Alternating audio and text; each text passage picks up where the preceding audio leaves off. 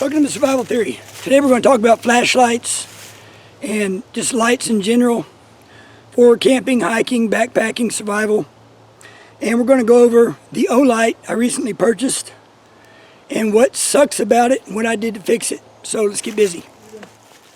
Coleman LED multicolor. These are decades old, have an aluminum body, push button in the tail there, so it doesn't go off accidentally. White light, red light, and blue light. Here's another Coleman that I've probably had somewhere between 10 and 20 years. I don't even know. It's just a single function, on or off. Now what I don't like about this light is when it's dark and you've got your hand on it, you go searching for that button, you almost can't feel it. You end up pushing everywhere until it comes on. But it is dependable. It's a plastic body. I guess it's tactical because of that edge. Whatever. It's called the Coleman Max. Very old, very dependable, still going. Here's an old weapon light. The cap for the pressure switch got damaged, so now I just use it as a regular flashlight. It's pretty decent. It's waterproof. I don't remember who made it. Takes 3 AAAs. But it's about 3 years old. I don't use it much. Check out this cheap Energizer. This is also very old. I've got the rubber bands clipped to it. Rubber banded to it. Super lightweight. It's waterproof. And it's dependable, so I still have it. Of course, these pin lights are pretty awesome. They're actually pretty bright considering their size. This one is 5 or 6 years old. I found it. And what I use this for, see these rubber bands? I attach this to my hiking stick so it'll have a light right on the ground for tracking. So that way the light's right on the ground and I don't have to bend over for tracking. Now, I did a review on this one. This is the Lighting Ever work light. And yeah, it's blinding. It'll last 8 hours on medium, and medium will light up my whole camp. It has bright mode, which I hardly ever use because it's just too bright. And then a flashing mode. It also has a USB charger right here. It's a power bank, so you can charge up. I can charge up my other Olights or my camera or my phone, whatever. This has been a really good light. Really good. Headlamp. Everybody needs a headlamp. The only headlamps I ever use is, what was the brand? Black Diamond. Black Diamond Storm. Waterproof. Tough as nails. It has locking mode, that's why it's blinking. Because I'm trying to turn it on, it's telling me it's in lock mode. And because it's waterproof, the batteries last, well, they last me for months. And I just throw it in this pack with batteries in the bottom. I usually attach this to the outside of my backpack, so it's readily available. Now this light is no longer available, but they came out about 2 years ago, Vizeri. And my dad actually bought one of these and showed it to me. And I liked it so much I went on Amazon and got one. Now what I like about this light, can you see that? There it is on wide. And you can focus this down to that little square. And that thing will go a long, long distance. I'm talking a couple 100 yards away. And that square will light up something. I bought this a couple years ago. It's called Secure. This is a great light. It's still working good. It is plastic, but it's pretty heavy duty, almost indestructible.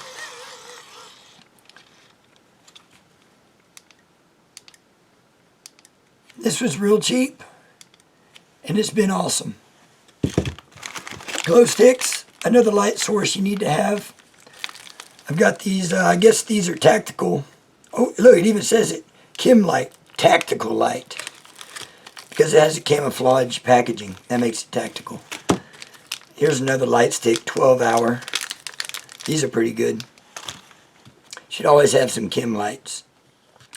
This is the Olight.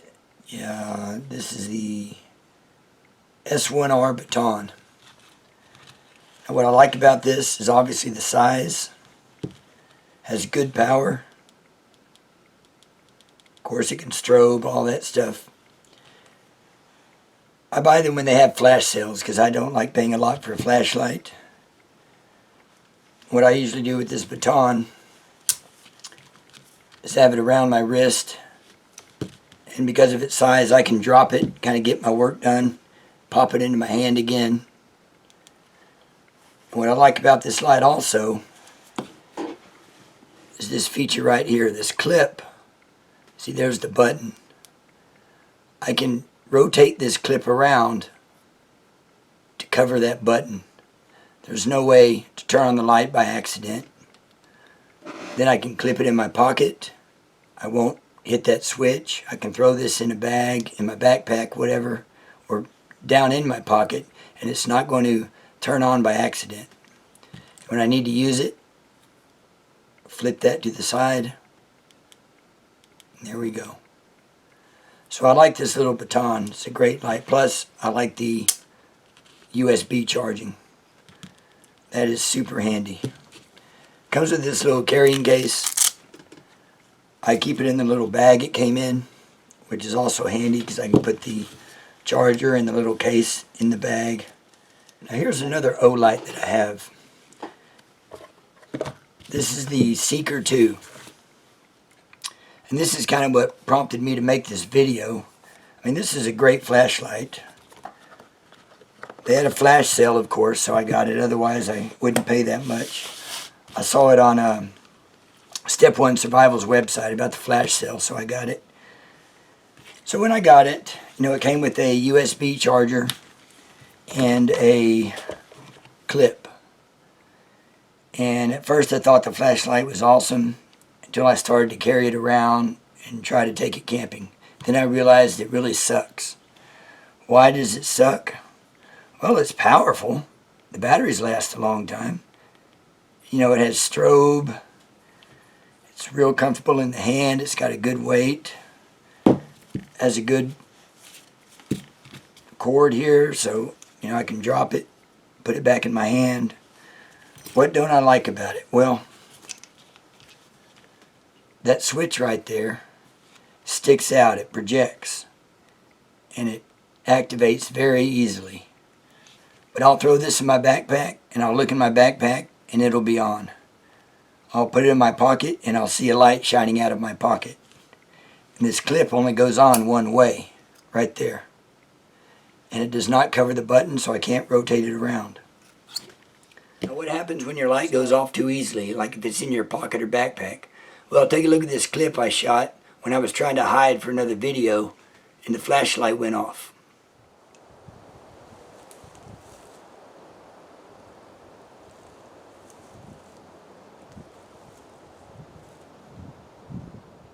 So to fix the problem with the flashlight going off too easily when I'm trying to carry it or store it, I have this old Gerber sheath. It's camo, so it's cool.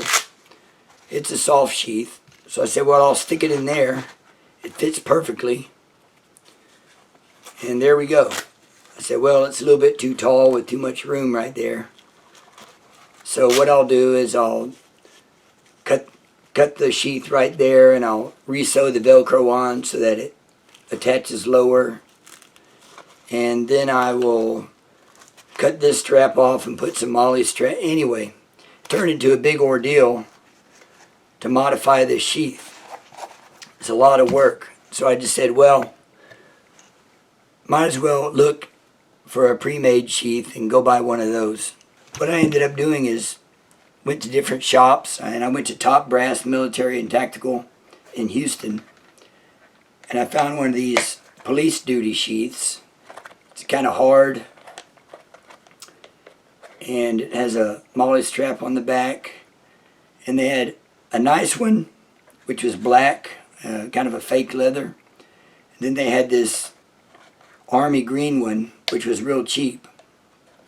And by cheap, I mean, you know, single thread line there, not reinforced. So what I did is I ended up having to put thread lock all along the back here to make sure that when I rubbed this, you know, against my pack or whatever after it was attached, it wouldn't come loose. I also put some thread lock around the MOLLE strap there. So why did I choose this sheath? Well, because even this soft sheath didn't really do the job. You need a hard sheath because this button is pushed so easily. But if I turn the button to the side every time I push it in, you're not going to turn on the light. So I said that'll work. That's what I want. And what else I did, I took the charger, the little USB charger, and I put it in a small heavy-duty bag. This is a Groove Life, a groove ring bag. They come in real heavy-duty, small, sealable bags. Now I put that USB charger down in there, and I stuff it down with the light, and there we go. So now I can put the light in there with the button on the side, close it all up, good to go. Now of all these lights, these more expensive Olights, you know, the $30 or $40 range, the Zeri, which is somewhat new, these older Coleman lights, this work light, what do you think is going to last the longest? Like I said, I've had these for decades, and I think this for either 1.5 or 2 decades. And these things are still going strong, still getting the job done. They're used all the time, especially with the red light. I mean, not many flashlights have that red light nowadays. Speaking of lights, here's what I'm filming with right now. One of those Gold Zero LED lights that goes to the Yeti 1400 or in your car. You know, it's 12 volt. These things are bright, use very, very little power. I keep one in my truck for emergency use. It's got a really long cord. It's got a magnet on it. It'll stick to my truck. So 20 years from now, I bet these old Coleman lights will still be working. But will this more expensive new Olight work? I don't know. 20 years is a long time for something to go wrong. So if you're looking to get a new flashlight, check out Olight. They have the flash sales all the time. That's when I get mine because they're cheaper. It's a better deal. And don't be afraid to get those name brands like Coleman, Energizer, names like that have flashlights. Mine have lasted decades, still going strong, no problems with them. So definitely don't be afraid to get the cheaper lights. It doesn't have to be a Streamlight or Olight. Just get what you need as far as beam distance, focus. Not many flashlights have focus, so that's something to consider. Also the power source, is it batteries, is it a USB charger for the internal battery, is it a crank up? You know, what are you looking for? Also your brightness, do you need 1,000,000 candle power, or do you need, you know, something smaller like 500-600 lumens? So do your research, spend your money wisely. Thanks for watching Survival Theory. Be sure to like, subscribe, and I'll see you next time.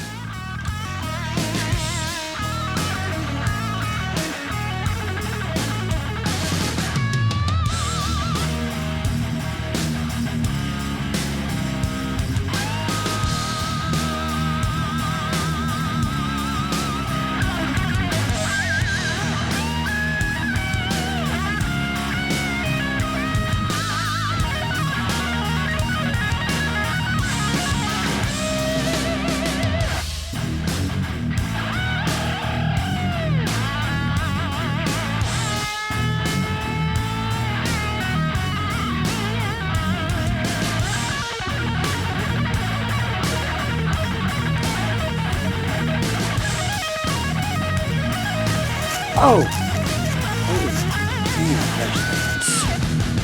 this lighting, what was I going to say? I should really script these things.